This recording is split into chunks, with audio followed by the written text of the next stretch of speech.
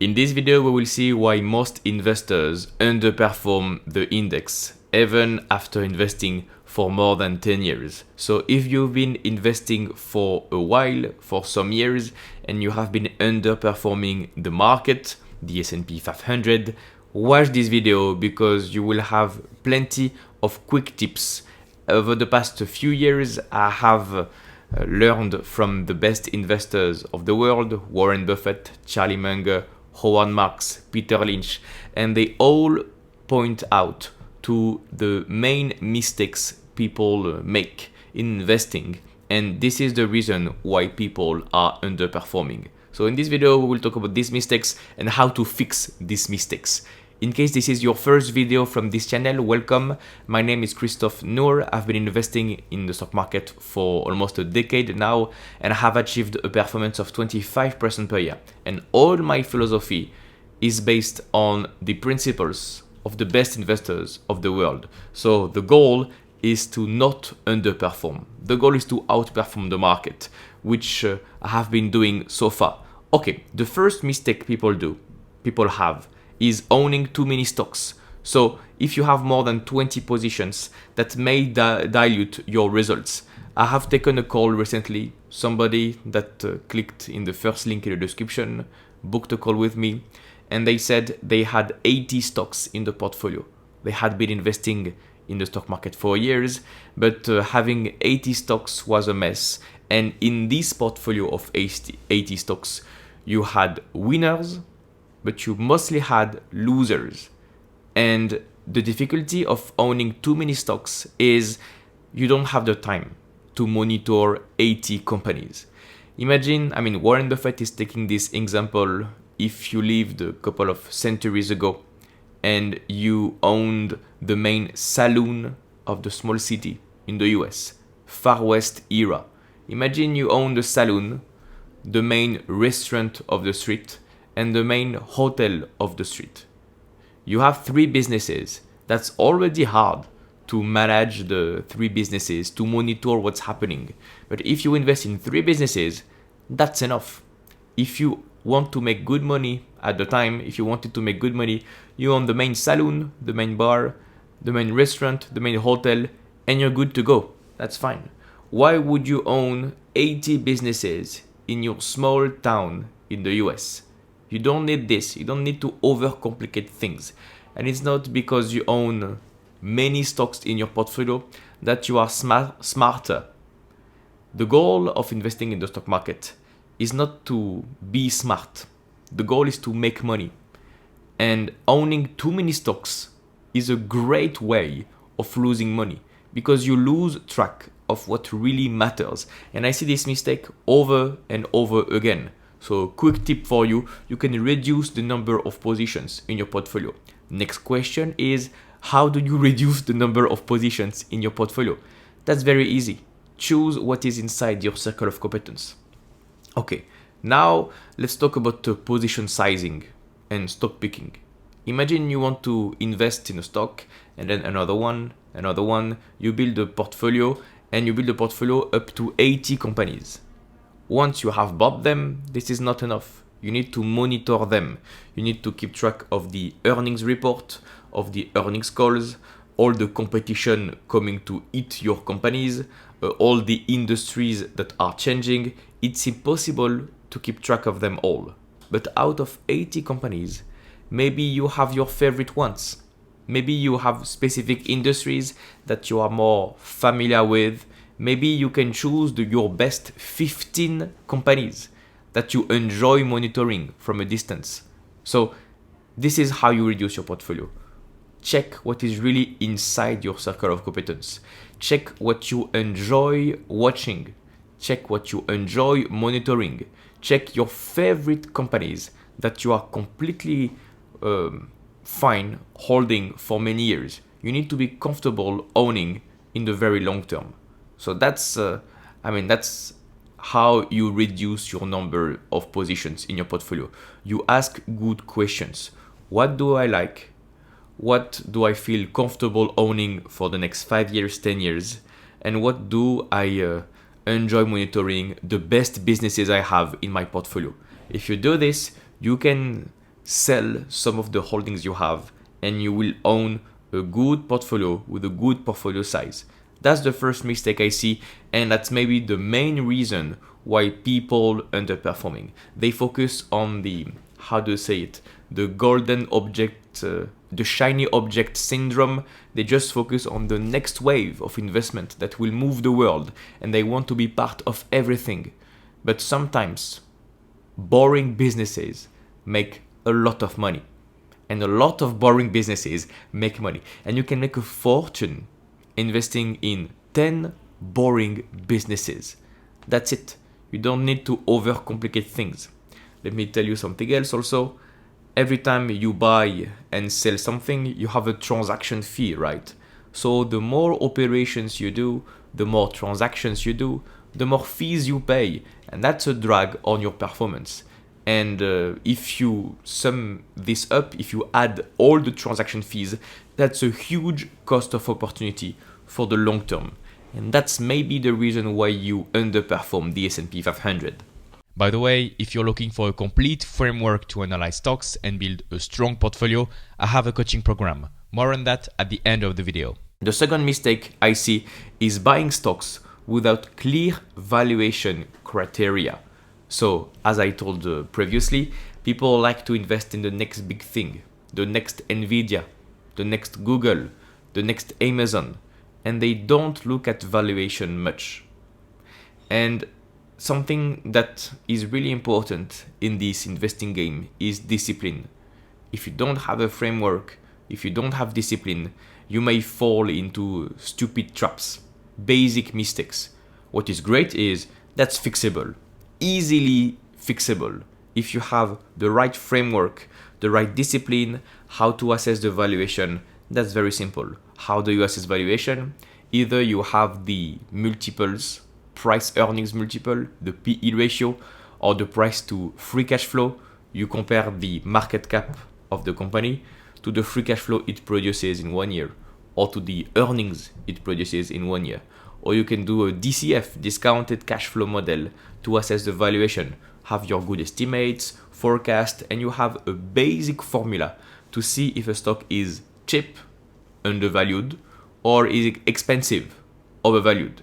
And if I'm coming back to the call I had previously with somebody, if this person had 80 stocks in his portfolio, well, he didn't know if these stocks were cheap or overvalued. They didn't know at all if this was expensive or not. And we looked at his portfolio, and plenty of stocks were egregiously overvalued, with a PE ratio over 100, with unprofitable companies that were not growing, with decaying businesses. So he filled with portfolio with bad companies. And that comes back to the first point. He didn't have the time to monitor the companies. So he just bought a bunch of stocks and said, okay, I will see this later. But you know what? He didn't have the time. He had a job, so he had minimal time to investigate deeply into the companies he invested in.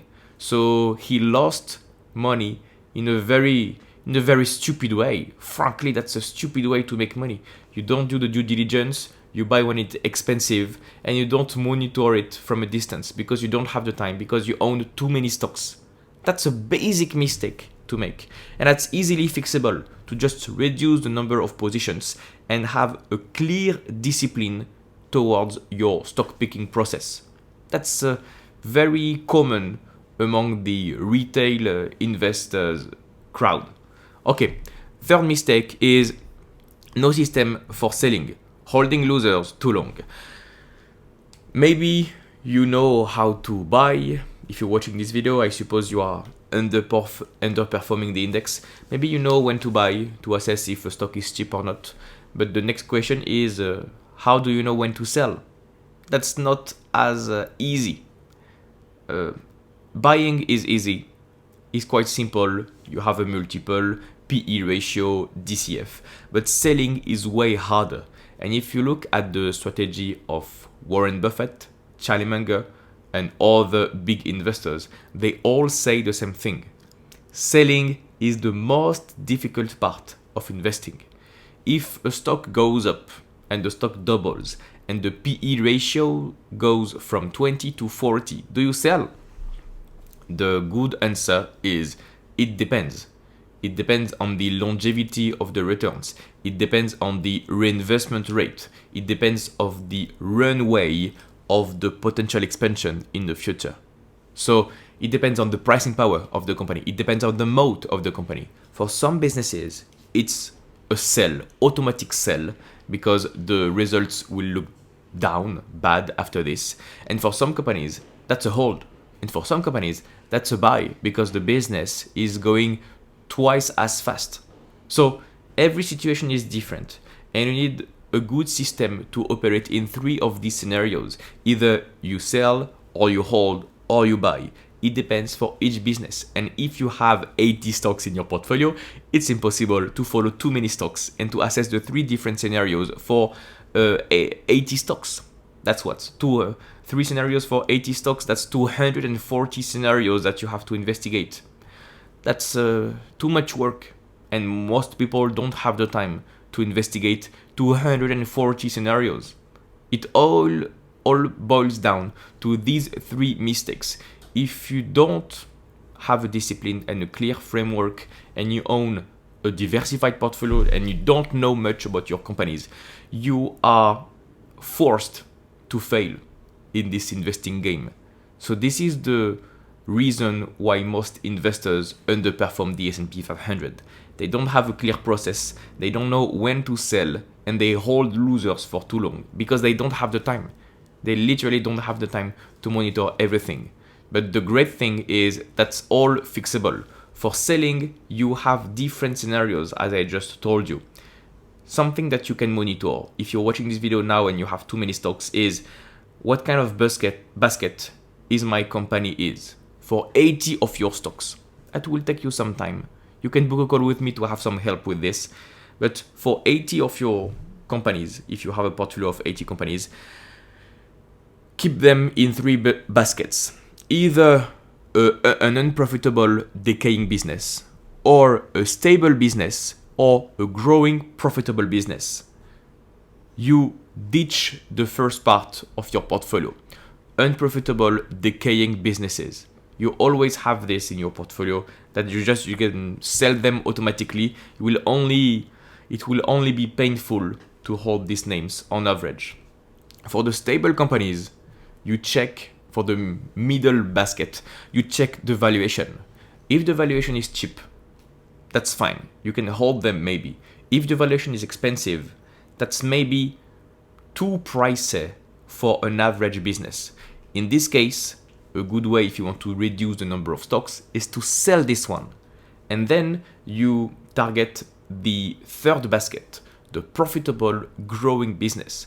Now that's a little bit trickier. Depending on the valuation. Do you hold them? Do you sell them? Or do you buy more? And it all boils down, for this third basket, it all boils down to your understanding of the business. If this is inside your circle of competence, your circle of understanding, and you like the idea, like you understand really well and you have fun monitoring the results. For example, I know meta platforms really well, Facebook, Instagram, WhatsApp, and I have fun studying the business. I use their services, their apps every day. I know very well how it works, and I really deeply understand what they do. So I love having this stock, and I will gladly accumulate the shares over the long term. But for some companies, I don't have fun watching them, frankly. It's too complex for me, and I'm based in France. Maybe I have no links with the company, never bought a product from them because I'm based in Europe. So yeah, maybe you have no particular attachment, no link to the company. That could be a good way to assess if you want to keep them in your portfolio or not.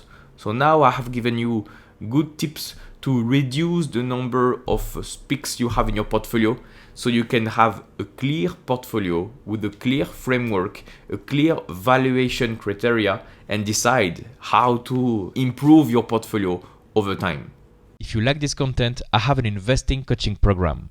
In this program, you will learn a complete investing process. You will learn how to find good stock ideas, how to properly value stocks, when to buy, when to sell, so that you can build a strong portfolio. Additionally, you will have access to my personalized guidance for long-term results. We will do weekly calls where we analyze stocks together, and you will have access to my private number available 24/7 for full support. If you are blocked, if you have any questions, I'm here to help. Click the first link in the description to get more information. You will get a video that explains how everything works completely for free. No need to sign up, no need for your email address. Just click the first link in the description and I'll see you on the other side.